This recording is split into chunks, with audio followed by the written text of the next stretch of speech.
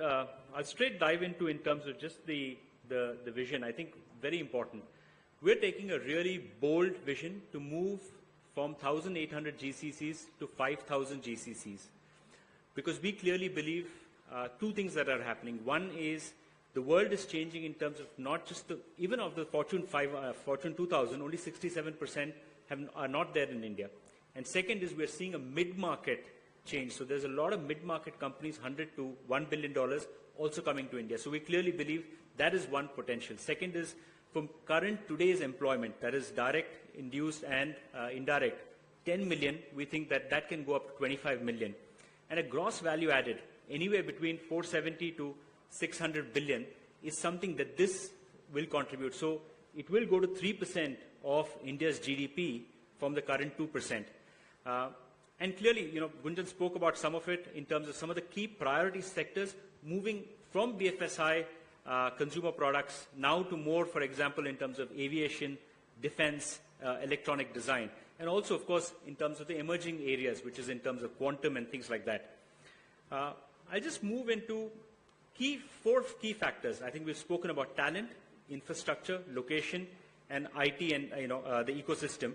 But just what I thought would be very important is, one is, if you look at the success factors in terms of talent, 68% of the GCC hires are new generation roles. This is no more, this is in product development, this is in cloud, and not necessarily traditional, just only finance and accounting or support areas.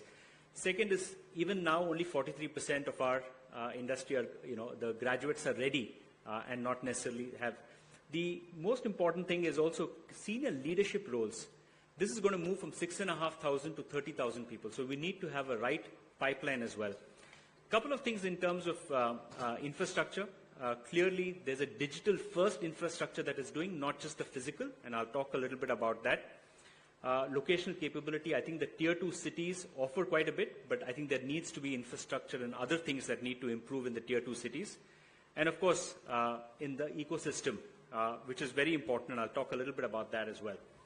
But just a few quick pointers. I think what we've said is that on the talent side, there needs to be a talent acceleration hub.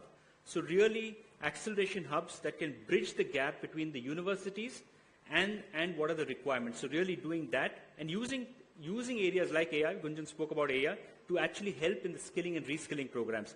Second is to have a national digital talent platform, which in some sense gives you like a skill passport, where your passport basically says everything, it has been verified, and it's easy to onboard people. The second bit, which we think is a very important one, is creation of digital economic zones. Now, these are not just economic zones of GCCs, but you should have GPU-based data centers located, you should have academia, you should have startups based there, and create an Uber kind of a situation where you can actually have co-located working spaces. So people don't need to invest in every infrastructure. There has to be plug and play. If tier 2 has to come up, you need to have plug and play where you immediately go and do things. The third bit is in terms of really the regulatory environment. I think there needs to be a national single level window clearance.